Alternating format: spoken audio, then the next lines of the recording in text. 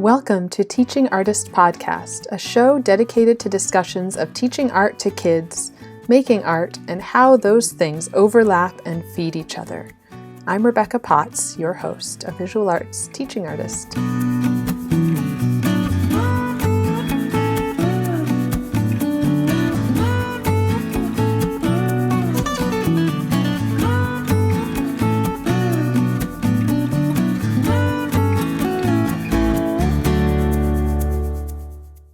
Adrienne creates gorgeous paintings, drawings, and paper dolls.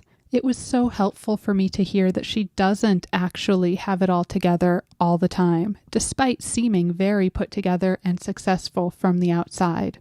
She talked about how she allows herself to not be good at everything all the time, to have times where she is excelling at teaching and motherhood, but not painting, and times where she's making incredible artwork, but her home is a mess and her kids are eating cereal for every meal. Hearing this felt like permission to give myself more grace, to stop trying to do it all. Adrienne paints her daughters and places them in settings in the American South. She talked about how she captures the varied aspects of her children and validates all sides of them as Black girls who will become Black women in a society that tries to invalidate all of their complexities. It was powerful to hear her talk about it. Adrienne Brown-David is a freelance artist living in a small rural town in northern Mississippi. Though she is originally from St. Louis, Adrienne has lived in both Chicago, where she briefly attended the School of the Art Institute of Chicago, and the Virgin Islands, before settling in the South. Adrienne is a wife and mother of 4 daughters, and the experience of motherhood greatly influences her work. Hello, I am here with Adrienne Brown-David, and I'm very excited to talk with you. And this is a little different because you are a homeschool mom, not an art teacher in the schools. I am, yeah. Yeah, and an amazing artist. But I felt like that perspective was really, really interesting right now. So I always kind of start with just your background, your story, like how did you kind of become an artist? And in this case also, I usually ask, how did you become a teacher? But I'm curious what kind of led you towards homeschooling? I mean, I've always been the kid who made things and drew things and painted on things. And like, that was just how I always spent my time as a kid from preschool on through. So there was never a thought that I would ever do anything else. Like, I think for maybe 2 years in elementary school, I wanted to be a vet one year and a surgeon the next year. And then I realized I did not like blood on me as a person. So I think those are the only 2 years of my life where there was ever a thought that I would be anything other than an artist. And so, I mean, even with that, I didn't really think of it as a career. It was just, this is who I am as a person. Like, I am the artist in the group. And so as far as going into art, I just never thought about doing anything else. I had other jobs, but like, I never identified as anything else. And so I've just sort of done that forever, and it's grown and changed and evolved over the years, but it's just always been a part of my identity. As far as homeschooling goes, we currently live in Mississippi, but before we lived in Mississippi, we lived in the Virgin Islands. Ooh. And so 3 of my 4 kids were born in the Virgin Islands. And so they all spent their young childhood there. Wow. And as far as schools went, we weren't super in love with the school system there. My mom worked at the teachers union there. She moved down after I moved down. She worked at the teachers union. And I was like, oh, I don't know how I feel about the school system here. And private school was just super duper expensive. We were really young and living on an island with 2 kids, and we're just like, we can't afford to put 2 kids in private school on an island and feed them and pay for living here. And so I was like, our only other option is to homeschool. And so I left my job and was like, I'll just stay home because it doesn't make sense for me to work specifically to pay tuition and probably still not make enough to pay both of their tuition. So I'll just stay home. And so we started there, and my now 19-year-old at the time was 4 maybe. And so she was preschool.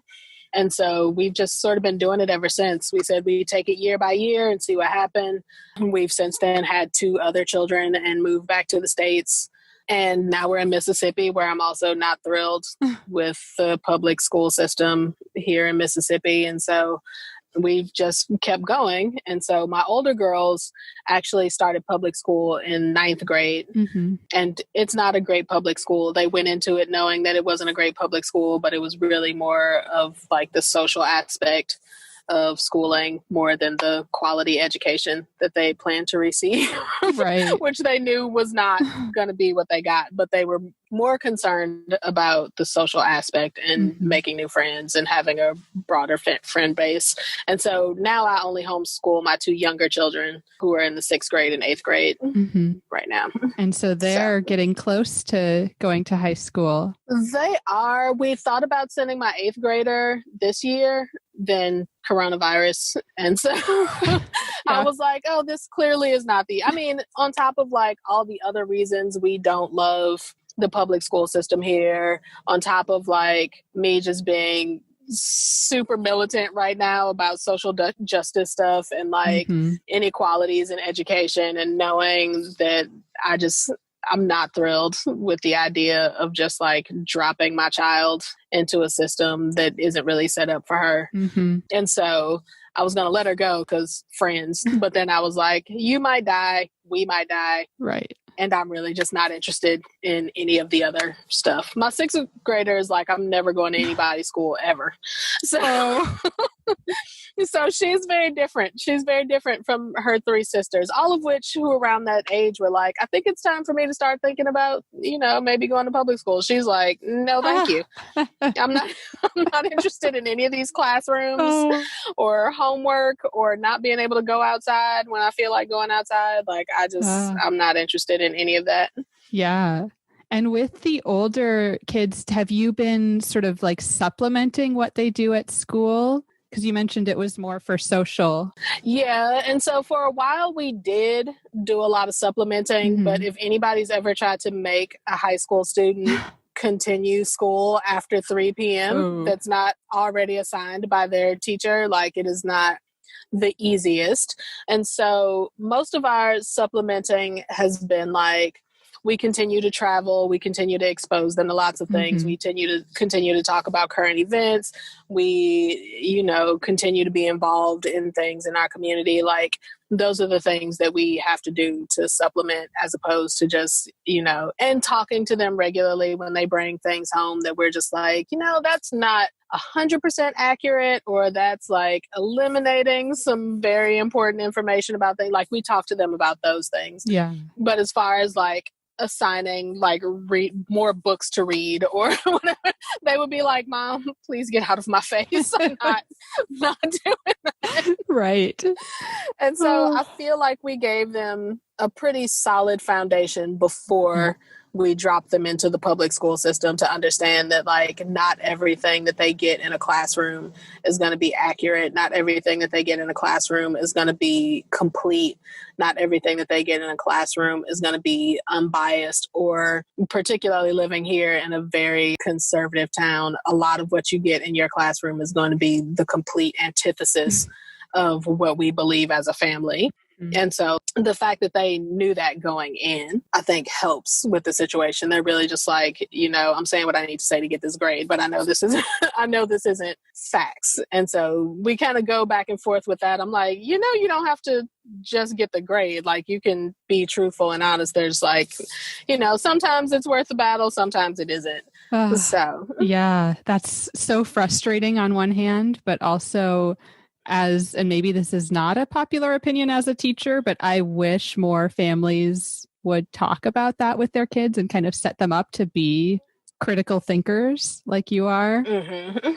It's hard, because most of the time you want them to be the nice kid in class and the good kid in class, and you don't want your kids' teachers to complain about them. But honestly, unless my kid is being like a huge disruption, if they're being rude, if they're being disrespectful, I'm not the parent to call because my kid is trying to shake up the system. I am not that parent. And a couple of my kids' public school teachers realized very quickly that I am not that parent.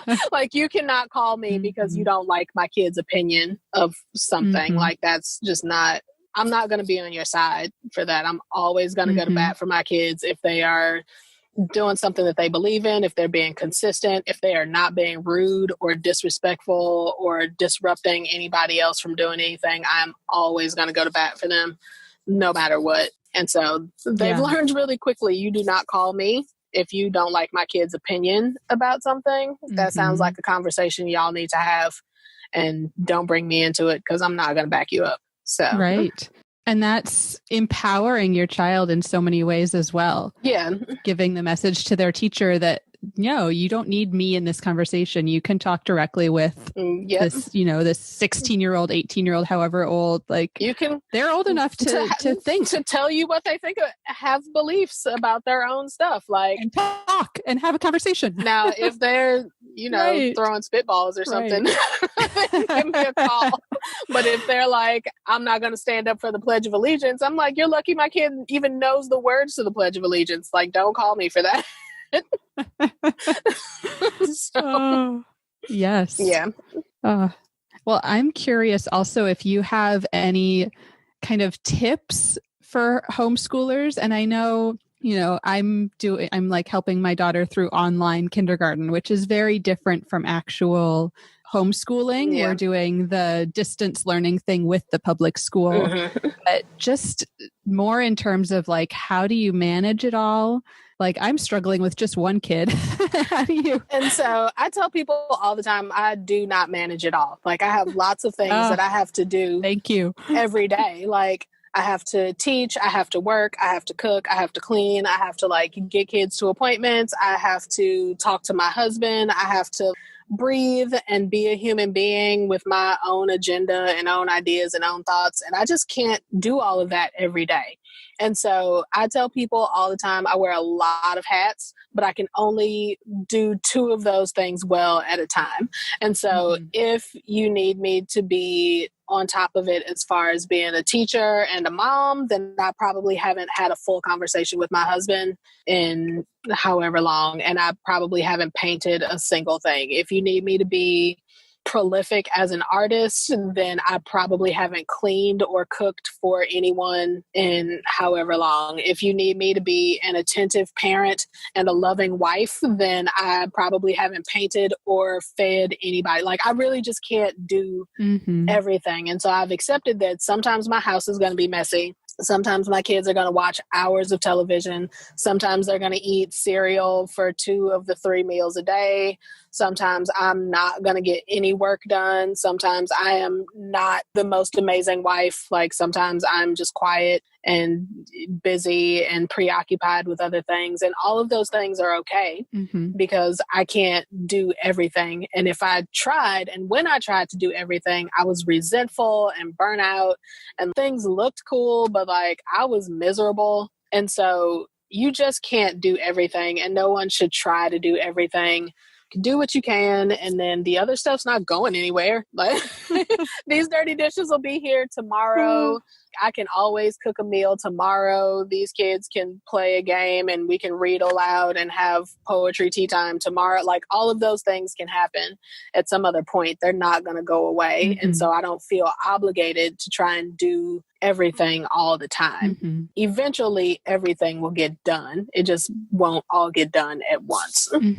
Oh, I think that's such valuable advice, and so helpful to hear from someone that I feel like I see the artwork that you're producing, and it's incredible. And then to hear that you have supported 4 kids through homeschooling, like, it feels from the outside looking in, and I'm sure, maybe somebody would say this about me, and I feel like just a hot mess.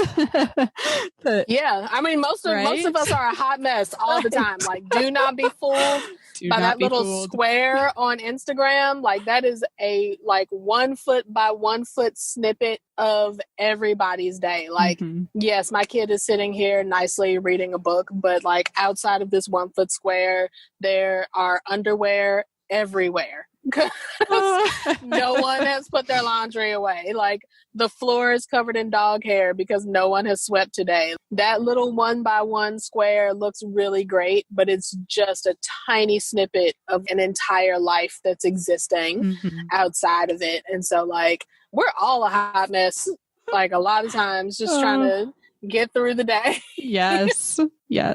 Oh, yeah. I feel like it's just helpful to hear that sometimes. I'm not the only one. We're all fine. We're all doing fine. okay. We're all doing fine.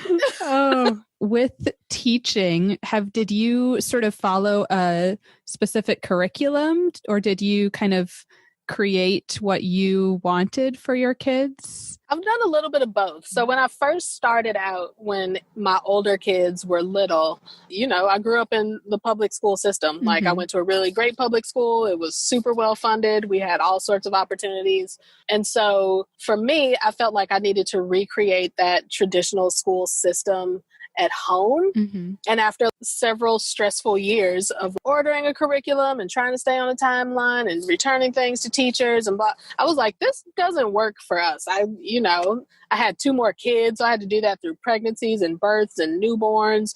And we moved from an island back to the States, and like, I was doing all of that. And I was just like, I can't maintain that. Like, I can't maintain a traditional school setup when I am every component of the school. Like, I can't be the teacher, the principal, the school nurse, the cafeteria lady, the bus driver, the janitor. Like, I just can't be all of those roles and stick to this strict schedule. And so for a few years we did that. And then I was just like, yeah, we can't do this anymore. And so I started creating our own curriculum and figuring out our own timeline. And we also started schooling 12 months out of the year, just because it made it easier. We don't do that anymore because now I have 2 in public school and 2 at home. That's a whole lot harder. Yeah. But when they were all home, we schooled for all 12 months because we could take breaks regularly, and we could travel and hike and just sleep in for 3 days if we felt like doing that. And so now I do a little bit of both. So my oldest one, who's homeschooled, my 8th grader, is doing an online program. And so I don't have to come up with any of her curriculum at all. It's all there. She logs in, she does her work. It's fine. My 6th grader is a little different. She doesn't love being on the computer all day long. And so she has part of her curriculum. Her history and English are both from a homeschool source. And then I create the rest of her curriculum because she has very specific interests that, we like to cater to. My 8th grader is just like, let me write the essay and be done with whatever the essay is. And so we use a little bit of everything right now. We're pretty eclectic, and we've always been pretty eclectic. But right now it's a balance between completely online homeschool curriculum and then partial book curriculum that's from a source, and then part stuff that I've created and part interest-based, and like some nature stuff. And like, so we use a little bit of everything right now. Wow. I love that you're also really sort of tailoring it to what your kids are interested in, what they want to do in terms of content, but also in terms of like how they're educated. Right. So my 6th grader just would not do well with like, here's all of your classes on the computer, watch these videos, take this test. Like, she wouldn't do well with that. She likes to draw. She likes to play music. She likes to be outside. She is wild and likes to jump off of things and climb things.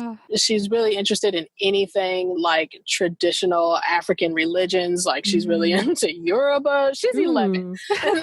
Like, she's into warriors and dragons and fantasy. So she just still in the throes of magical everything childhood, but is also super socially conscious, which is interesting, like more so than anybody else in the house. Like, she's super into like saving the earth and climate change. And she's just like, she is this whole person who has all of these things just inside of her. And so she is not a sit down and write an essay on balancing chemical equations sort of kid, But my eighth grader is just like, I just want to, get the schoolwork done. Whatever is on the syllabus, that's what I'm doing. And then I'm going to be done with it. Like, I'm not going to think about it after. I'm not going to.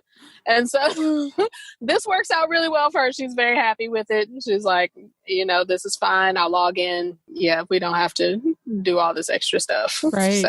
So. Such completely different personalities. Very different. Yeah. I have 4 completely different personalities in my house. Yeah. And how did you figure out, especially the curriculum pieces that you're really creating? Have you been like digging into standards, which, I know can have issues? You're like, nope. No. I have one book. It's called The Well-Trained Mind, and it's for people who want to do like a classical homeschool education, which we do not do, but I really like that it's a huge source of resources. And so the way The Well-Trained Mind is set up is your education is in 4-year chunks.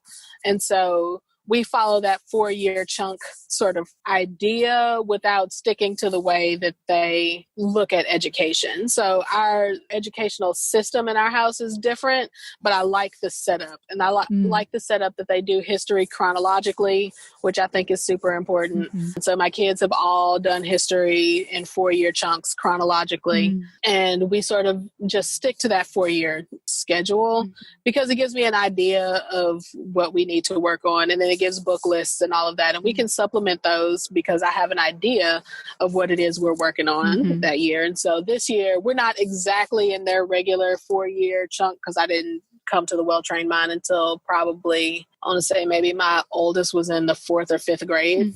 And so we just started from there. And so we are a little off on their scheduling. But, so this year my 6th grader is doing astronomy. And so she's really into that. She's enjoying that. And then we're doing ancient civilizations. We started with Stone Age people. And so we've moved up. We're in ancient Egypt right now. And she's doing a paper on, the importance of ancient Egyptian gods in everyday life. And so we just sort of work that way. And so we started with that years ago, and we've just kept our own 4-year cycle since then. And in terms of like, I feel like maybe the schedule really affects your art making, but I'm curious if any of the content of what you're teaching, like does thinking about the ancient Egyptian gods work its way into your artwork at all? Does any of the like homeschool content? I don't think any of our school content works its way into my work. I paint almost exclusively my daughters. And so my kids are an integral part of my art. I think my art background works its way into our schooling much more than our schooling works its way into my art. And so I have definitely inundated all of our work with art projects. We paint a lot of things. There's so much, our work is so drawing heavy. So my kids who don't love to draw, I think that might be why my 8th grader was like, can we just sign up for something else? Because I'm tired of drawing pictures. She's like, Mom, can I just write a paper? I just want to write a paper. I don't want to illustrate it. I don't want to do a painting. I just want to write a paper. And so we do a lot of art. I do a lot of introducing the girls to artists. And so for the last few years, we have been focusing solely on Black artists because kids in school, like if you're lucky enough to still be in a school that has art, you're going to learn about Picasso and Matisse and like all of those people. And none of those people have any connection to my kids. And that means my kids don't have any connection to their work. And so I didn't want them to look at art and see it as something other, as opposed to the art being something that's inclusive. And so for the last few years, we've only been looking at Black artists. This year, I decided we were only doing living artists. And so I was like, because we travel and every time we travel, I take my kids to museums. They have seen all the art that I love, all the art that I care about, all the art that I don't care about. They've seen Van Goghs, they've seen Picasso, like they've seen all the work. And so this year I was like, we are going to focus on artists who are still alive, because one, you can see them just anywhere. Like you can see them anywhere. You could run into this person on the street. You can write a letter to this artist, and if you're lucky, they may write you back. Like we can drive 5 hours and see this person's work because they're showing in this place. We can go to an artist talk where this person may be talking. Like you can go on social media and see this person's day-to-day life. And so I felt like it was important for them to see that too. Artists aren't just in the past. I know you see that I paint every day and like we go to shows all the time, but just having an art history study that focuses on people who are not history yet, I think is super important. I love that way of framing it too, like focusing on people that are not history yet. Yeah. Yeah, we talk a lot in education about the idea of windows and mirrors. I don't know if you've heard that with like literature. Yeah. And that's something that like I've been applying in art as well, that, you know, like you said, you want your students, you want your kids to feel represented by whatever they're looking at. Whatever they're like, whatever connected. Media they're consuming, whether that be art, books, television, like, oh, that's a person that looks like me or has an experience like mine or, you know, whatever. Yeah, absolutely. I love that you have made that switch to look at only living artists too. It's been fun. Yeah.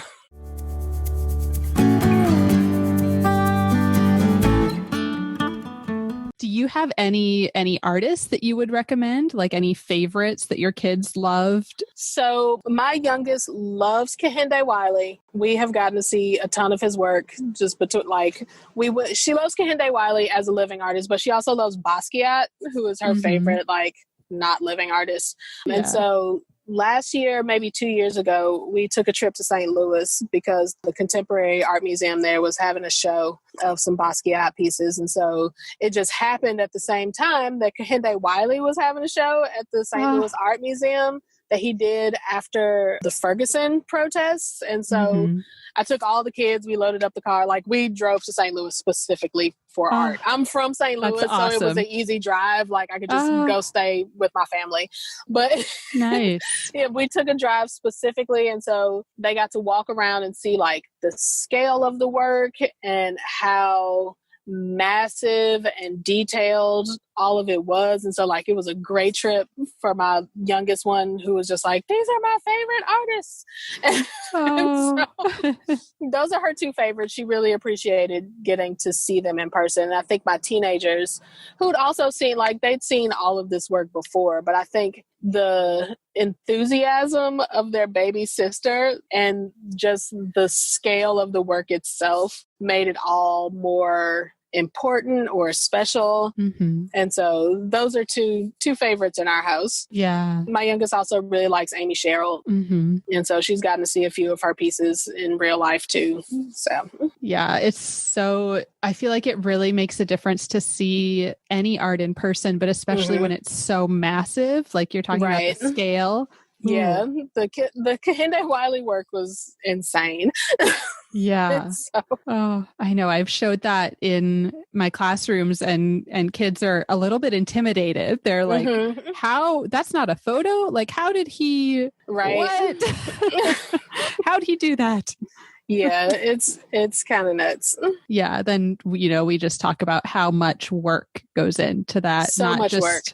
Yeah. Like it's not just painting that painting, but it's years and years and years of practice to get there. Right? And the understanding, like this is a thing that my kids didn't realize about artists, like artists now and the greats, quote unquote, is that they have a huge teams of people that help them. They see me painting at home and I'm like, yeah, I paint all my own stuff. I was like, Kehinde Wiley has a crew of people painting those tiny flowers in the background. And like, that's, that's important to know. Right. That these people do amazing things, but they also have a ton of amazing people who also paint right on the painting. It's like his name's going on the back, but several other people worked on that background. They painted all those tiny details and those flowers by hand. And that's something that's been happening with artists for thousands of years. And so that was something that they didn't realize about, art over the years, is that like not just one person, like a lot of times one person does just sit down and do it. But sometimes there's a whole team of people that make this painting, and one person gets the credit for it because they're the artist. But there's lots of artists involved in the creation of a lot of different work. Yeah. And then that gets into this idea of what is the art? Is it the idea that right. The guy that's got his name on it is the one that had the idea? Exactly. What makes, it's like, I don't know. It's like Andy Warhol. Like, I mean, what makes Andy Warhol great? Is it the idea that he had or the execution of the work? Well, if it's the execution of the work, like other people had a hand in the execution of that work. Like, why is this work amazing? And so, like, what is that connection between idea and execution?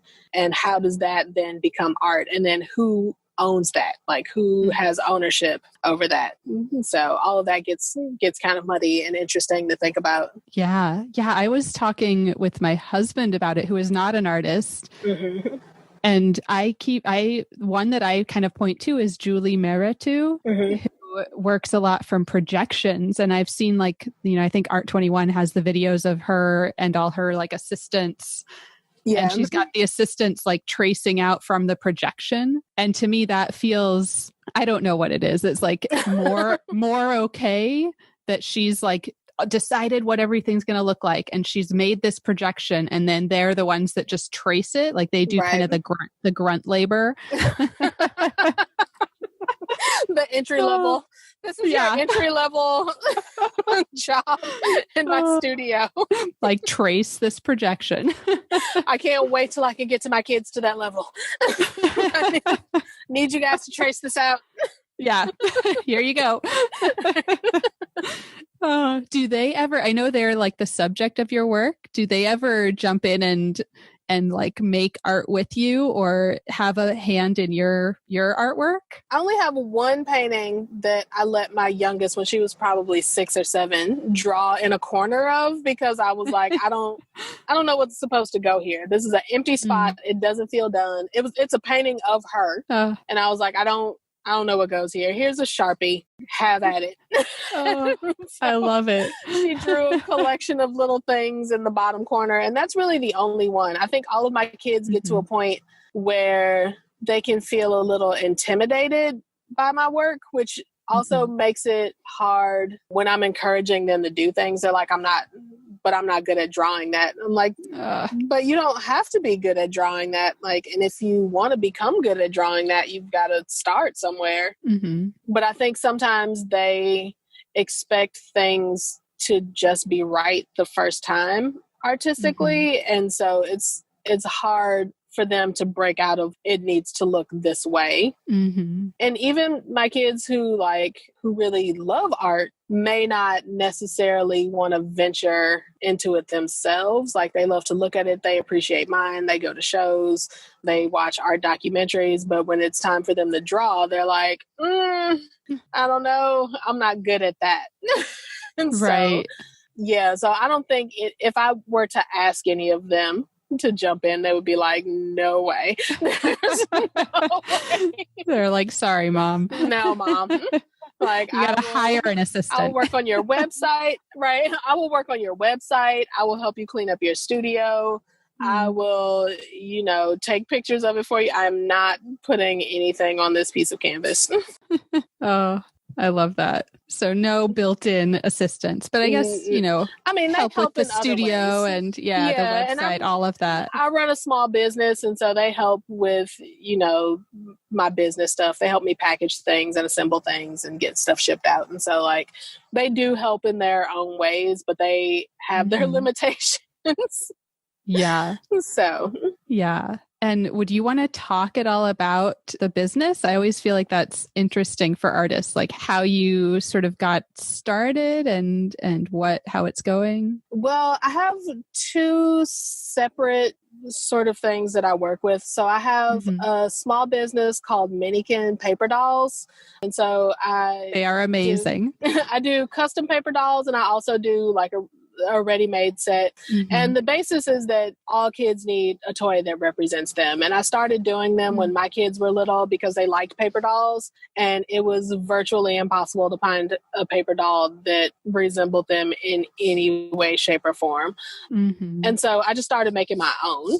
And so as they got bigger, the paper dolls got bigger. And so like they started out as the little, 4-inch tall paper dolls, but they've grown and are now probably 13 inches tall. Wow. Yeah. And so what initially happened was there's a group here called the Yoknapatawpha Arts Council. And every year they do a community supported artist program where they select a couple of artists. Those artists get a small grant to create like a easily accessible product to maybe pull people in to their more fine artwork that might be a little bigger and a little more expensive. And so I got the CSA grant probably 3 or 4 years ago. And I used it to start the paper doll business. I designed a set of 12 paper dolls. I got the sets printed out. I got packaging and, logo, and started an LLC and all that stuff with my grant. And so it's sort of been slowly building over the years. I sold a few the first year. A lot of people bought them as Christmas presents. I did a lot of custom ones for people for Christmas and birthday gifts, which I still do, quite a bit of. I sold a few of the ready-made sets, but then in the last couple of years, a couple of stores have gotten wind of it. And so this year I have dolls in stores in Chicago and Vermont and New Jersey and Brooklyn. And so they're sort of all over. Yeah, that's awesome. Now. And so that's one, that's the business that my kids will help with. Like my little one assembles because she's got tiny fingers. So she can put dolls together. They help assemble the, backing boards and package and get stickers on. And so if I have big orders, then everybody in the house is involved in getting those out of the door because each one is hand cut. I print them here at home. I just invested in a huge printer. And so I print them all at the house. I cut them all. I hole punch everything. I assemble and cut everything and package everything by hand at home. And so if I have a big order, I need everybody on board to help with that order because I can't get out 200 paper dolls by myself. So everybody's on board when mom has a huge order. And so that's my legit business. That's not, my art. And so my gallery work is a little different. I do, 2 or 3 gallery shows a year. I do a lot of commissions. Right now I'm swamped under commissions. And so I do a ton of commissions. That's all I'm going to do for the rest of this year, basically, is commissions. And then I have a solo show coming up at a local gallery here next year. Ooh, exciting. Which means I have to do an entire body of work because I don't have any backlog of work at all right now because I've sold a lot in the last year. Kind of a good problem to have. It's a good problem to have. It's a little stressful when I'm like, okay, I know the rest of this year is going to be spent doing commissions. I've already decided that that's what this year is. I will continue to take commissions, but I just know I'm going to be under commissions for the rest of the year. And then I have to figure out a gallery show. I mean, I have an idea. I have a plan. Yeah. And I work fairly quickly. And so, the whole pandemic thing has thrown my ability to create quickly off a little bit. But I'm trying to get back into my regular swing of things. Yeah. So fingers crossed, it'll come together. It'll all come together. It always comes together. So yeah. I feel like having that faith also helps it actually come together. Yeah. Yeah. I just have to do the work. Just get up and do the work, even when I don't want to. Yeah. And how do commissions come to you now? Is it word of mouth or? So a lot of word of mouth has happened. A lot of social media has happened. A lot of having gallery shows and then meeting people at gallery shows and just sort of going from there. And so it's a little bit of everything. Yeah. My biggest commission right now is with the University of Tennessee. Ooh. I'm painting the 12 previous chairs of their health sciences department. Huh. And so I have been working on that all year. I think I started the first one in February. So I've been doing them 6 at a time. And so that's been my year-long project. It is a lot more work than I initially thought. And so I gave myself some grace with the first 6. The next 6, I was like, I'm just going to need y'all to just let me do these. I will get them to you in some sort of reasonable time, but I will not be like, oh, sure, I can get these to you in 3 months, because I can't guarantee that I can do that. And I'm not going to try to do that. And so that's been the project of 2020, basically. And then I have some other things in there. And so I have a couple of people who have bought my art regularly who have been like, actually, I would like to get a portrait done of my family. And so I get commissions that way. Mm-hmm. And, I do sell the majority of my work now via social media. So Instagram has been great. I have a pretty decent group of patrons on Instagram who buy work and commission work. And so that's pretty much how that's been working.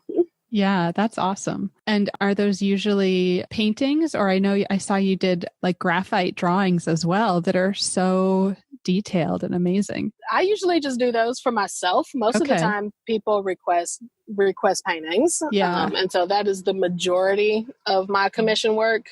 I really love graphite. It's my first love. It is how I started out drawing. As a kid, my mom was not giving me paint. She was just like, you are not going to paint in a house full of beige carpet. I just can't, I cannot let it happen. And so graphite and colored pencil were my first real art supplies that weren't crayons and markers and whatever. And so once I learned about Prismacolors in later high school, I was like, these are the best thing ever. And so for a while, I just exclusively did colored pencil drawings and graphite drawings. I didn't actually start really painting until I moved to the Virgin Islands, actually. Wow. And so I would have been 21. And so I've been almost exclusively painting since then. I mean, I still do line drawings and illustrations and stuff like that. But as far as the work that I do that I love, that's mostly going to be painting. I still love color pencil. I will get down on some color pencil drawings. I love it. And what's your sort of process like with the paintings? Do you sketch it out first? So most of my paintings come from photos that I've taken of my kids. Yeah. And so I usually just work directly from the photo. And they're not just transfers of the photos. So the photos are inspiration. A lot of times the photo and the backgrounds tend to come from just within me somewhere, but the kid in the picture is almost always just a candid photo of one of my kids. Yeah. And that is them doing any number of things, being goofy, having an attitude, dancing around in a dress, skating down, that's always just them. There's a lot of them in my work as far as the subject matter. The rest of the work a lot of times comes just from the environment of living in the South. Yeah. The landscape is very specific, and people who live in the South or travel in the South or have just driven through the South recognize those landscapes as very specifically Southern. And so, I like to sort of play with their experiences growing up in the South, because I am not from the South. I mean, unless you're from Chicago or something, because Chicago people think St. Louis is the South. St. Louis people are like, this is not the South. Right. So, I mean, I grew up in the city. My husband grew up in the city. Neither of us have any sort of experience with the type of childhood that our kids have had. So our kids have grown up on an island and in the American South. Mm-hmm. And neither of us have any of that.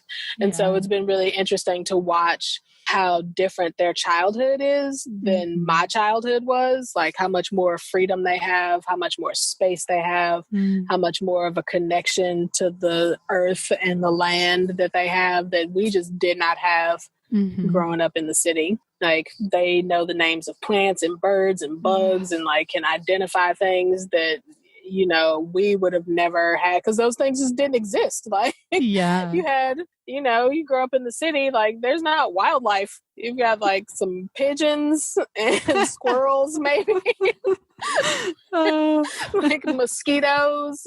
There's not a ton of things. There's not a ton of plants. There's not a ton of wildlife. Like you just aren't going to get any of that. And my kids have gotten all of that. And it's been really interesting to just watch them grow in that space. Yeah, absolutely. I love that, sort of thinking about their childhood and how the space they're in affects them. Are there other ideas you're playing with there with having that sort of content in your work? I mean, a lot of my work is wanting people to think about how different my kids' childhood is because they're Black, but how not different their childhood is. Just to humanize my kids as kids. Like my kids are still going to play in the dirt. They're going to be loud. They're going to be wild. And like all of those things are not acceptable a lot of times in society when your kid looks like my kid. And so like, I want to present that in a way that's beautiful and not something to be judged. And I feel like a lot of parents who look like me and whose kids look like mine feel like they have to present something to the world when it comes to their kids. And it needs to be in a neat package with your hair done and your clothes neat and your voice quiet and your body still. And that's not a part of being a human being all the time. And so like, in order for my kids to be human beings, sometimes they're going to be wild. Sometimes they're going to be loud. Sometimes their hair's not going to be done. Sometimes their clothes are going to be dirty. And like all of those things are fine because they're living a full life every day. My 11-year-old has gotten clothes to the point that I can't get them clean. I cannot. There is nothing that can be done to fix these clothes. But what she is doing is being herself and being free and living in a way that isn't being controlled by what society thinks she should be doing because of what she looks like.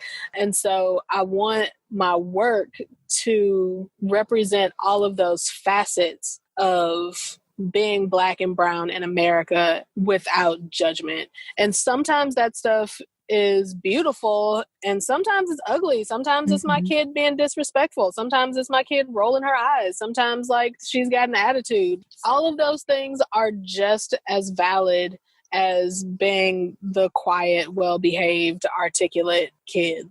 No, sometimes she's big hoop earrings and lip gloss and attitudes and rap music. Like that's just what it is sometimes. And sometimes it's a cute girl with a puffy ponytail and a white dress playing in a field. And those are all my kids. Like all those parts are my kid, and all of those things are going to come together at some point to be a woman in the world who is doing whatever it is that she's going to do in the world. And all of those facets are important, and all of them are part of who they are. Yeah. And so that's what I want people to gather from the work. It's like, yeah, all of these components of my kids are valid, and all of them are going to make them into women who are also valid. And all of those things are forever going to be valid. And it's not up for discussion or judgment or scrutiny or any of it because they're whole people. Yeah, absolutely. I love that. And it's so powerful for the kids, for the idea that they are growing into these women and you're validating every part of that as well. Now, it's not easy. They get on all of my nerves. Because they're kids. Because they are kids and they have opinions and ideas and thoughts. And yeah, a lot of times I just want them to wash dishes and not have to have a discussion with me about how washing dishes goes against some sort of workers' rights movement that they have happening in the house. And so, yeah, it's not easy. Like, they get on all the nerves, but, you know, That's what you get for raising. I know. Eventually they will become full, whole women. Yeah. I mean, they're already full, whole people, but at some point they will be full, whole people and women who are not in the house with me. So, yes. I'm just picturing them like unionizing against you. We will not do dishes. All the time. There's always some sort of like worker strike. Like, there's somebody's getting better pay than somebody else, even though nobody's getting paid for anything. So, yeah. It's a delicate balance. I love it. It is.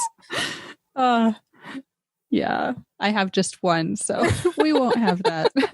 Oh, you will. Although I'm sure she'll push my buttons. There won't be a union. There will be no unionizing. But there may be strikes. There may be strikes. There will probably be strikes. Would you have any sort of tips for other artists that are, you know, I guess I usually ask that are wanting to teach, but artists that are, you know, parents that are really looking at sort of the same things you did, saying, I don't know about this school system. I want to work on homeschooling, how to just kind of balance both things. And I mean, I know you talked about that. Yeah. No balance. There's no balance. It's not easy. But my main piece of advice, we've been homeschooling for 15 years. And so I always tell people, figure out what works for your family. And that's going to look different from every other family, because your family looks different from every other family.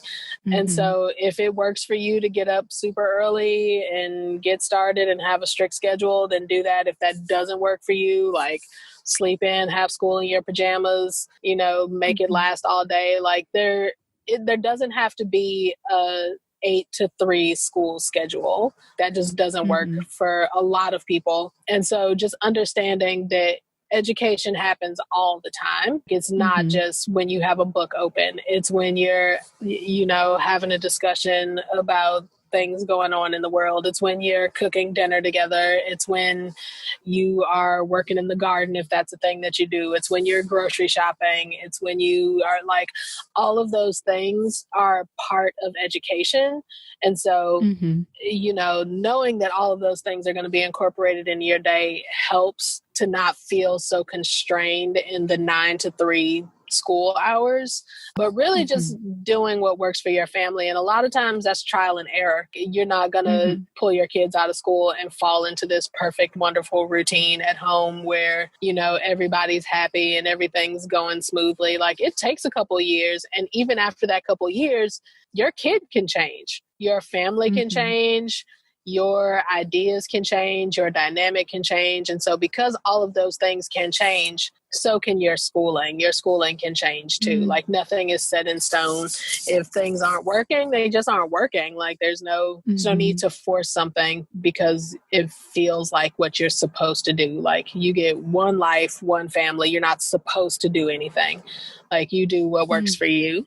And so, like, that's my main piece of advice. And it doesn't have anything to do with curriculum or time management or schedules or any of that. Like, just do what works for you guys. And when it stops working, do something different. Yeah. I feel like that's advice on parenting in general, is like, figure out what works, change as you need to.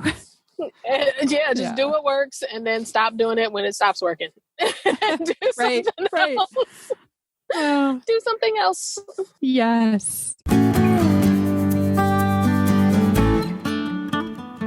I did want to ask a little bit about your space and just like your studio space. And then do you have sort of specific schooling spaces as well? So I have a tiny, like, 10 by 10 studio off of my kitchen. It's the first time I've ever had a studio ever in all of my existence. I have rapidly outgrown it. So I have a detached garage that the plan is to turn into a studio space for me, which is 5 times bigger than the studio that I'm in right now. Yeah. So my contractor just called me and told me that lumber has tripled in price in the last few months. And so whereas we were in the early stages of like, all right, let's get this studio worked on, now I'm like, I don't want to spend 3 times what I would normally spend to get this studio worked on. So it's been put on the back burner. So right now I'm still working in my tiny studio off of the kitchen. It's like the pass through between the kitchen and the laundry room, which is interesting. So there's a constant stream of traffic. And so I've sort of trickled out of the studio again, and I'm working in our schoolroom. So we do have a schoolroom, which I guess theoretically in our house would have been maybe a dining room at some point. I'm not really sure. We live in an old house that has multiple rooms that I don't know what they would have been used for at whatever point. And so we use it as a schoolroom. It's big. It's probably twice the size of my studio. And so I've just brought my work out there so that I can both work and work with my youngest during her school day.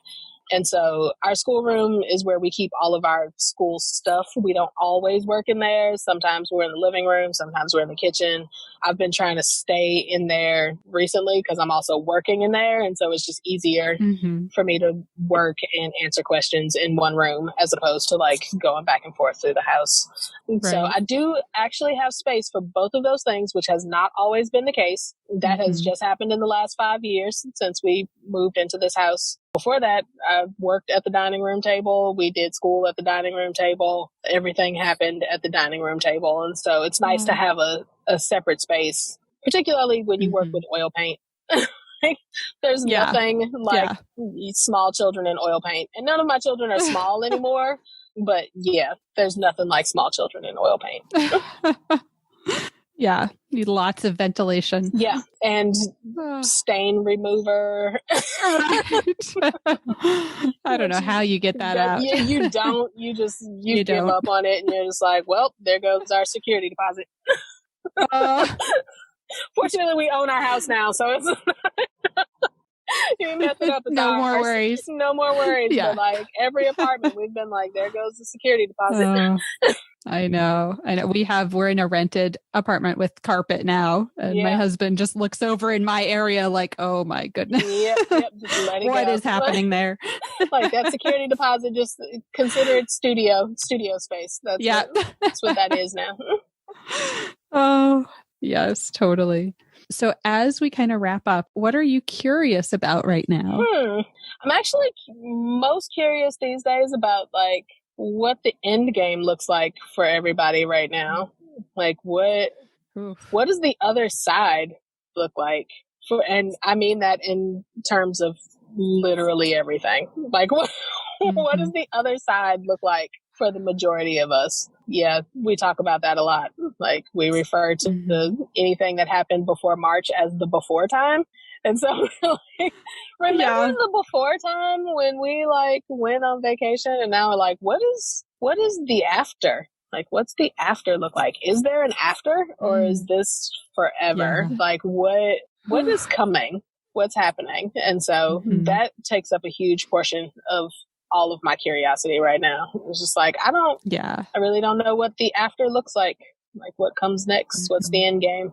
Not to bring everybody down, but yeah, I was thinking like all the curiosity, all the anxiety. Yeah, all the everything, all the brain space, all of the everything is just like, what is the after? So. Yeah. And then this is just like a really fun kind of silly question. And I usually ask, what's your go-to order at your favorite restaurant? And I sometimes feel bad now asking this because I know like we've been super cautious. We haven't been going, like we haven't even done takeout. Yeah, I have done 2 takeout places since all of this started, only because I personally know the people who own the restaurants. And so I know exactly what they're doing in there. So I do actually still have some favorites from takeout places. Yay. And so there's a place here called Oxford Canteen that our friend Corbin owns.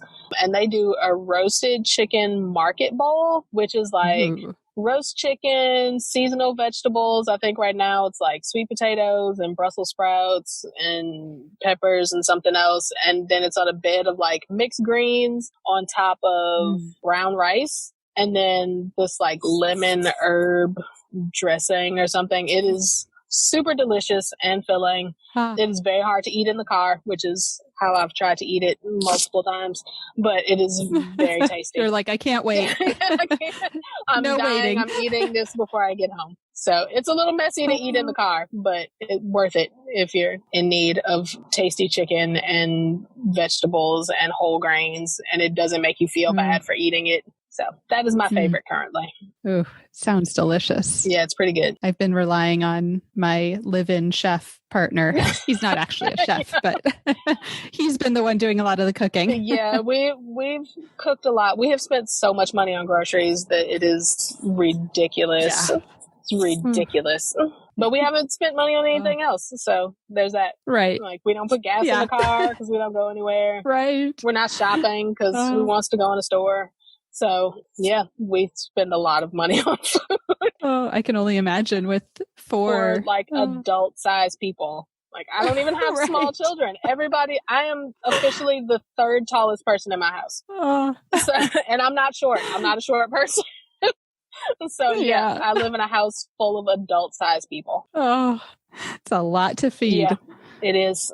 Is there anyone that you want to thank or give like a shout out to? I actually just like to thank everybody who has been supportive over the last few years, because it is very difficult to be an artist, a working artist who is paying bills and raising kids and, you know, just trying to exist in a way that is comfortable. It is very, very difficult to do, particularly if you don't have another source of income. And so I have been exclusively doing this for probably 5 years now. And so it has been really great that people have been supportive and sharing my work and buying my work and inviting me to do shows and inviting me to like do workshops with people. And so that's been really great. And I really, really appreciate more than anybody could ever know, everybody who's been supportive in even the most minute way. If you're just like, I really love that painting, I'm like, thank you so much. Oh. Yes. So from every person who's ever given the tiniest bit of support to people who have, you know, been buying artwork for years, like I am thoroughly appreciative of all of them, always, forever and ever until the end of time. Oh, yes. And I think it's important for people to hear how much even those little words of encouragement mean. Yeah, like if you've been like holed up in your studio by yourself, just painting and like painting because you got to get it out and not even really thinking about what the next step is with that painting. When somebody's like, oh, that's really beautiful. Like it really touched me. I really felt this. I'm like, oh, that's a connection with another person over something that I've just been like by myself inhaling paint fumes and putting this like layer of paint on canvas. Yeah. Those connections. Yeah. They mean so much. And then finally, where can listeners connect with you or find you online? I only have one social media platform. I'm on Instagram at Adrienne Michelle. Michelle is Meschelle. That is my only social media. I am not anywhere else. I have a website. I mean, you can find that on my Instagram also, but that is where I share all of my stuff. Don't expect it to just be a beautiful glossy page of artwork, because I am too lazy is probably not the right word, but I'm too something to have multiple pages. And so it's all my everything. It's art, it's kids, it's homeschool, it's everything in one place, because that's all I can manage. Yes. That's where you can find me. That's where I am most of the time. I love that. Thank you. And I will link to all of your social media and your website as well. So yeah, Thank you so much. This has been just, I feel like, really powerful in a lot of ways and helpful to hear more about homeschooling and how you don't manage it. Exactly.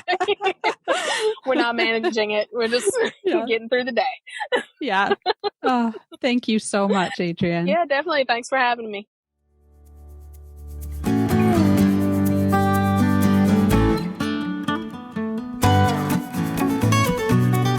Thank you so much for listening. As always, you can reach me at Teaching Artist Podcast on Instagram or teachingartistpodcast@gmail.com. Who do you want to hear from? Please share your recommendations of teaching artists. And if you loved this episode, please subscribe, leave a review wherever you listen to podcasts, and follow me.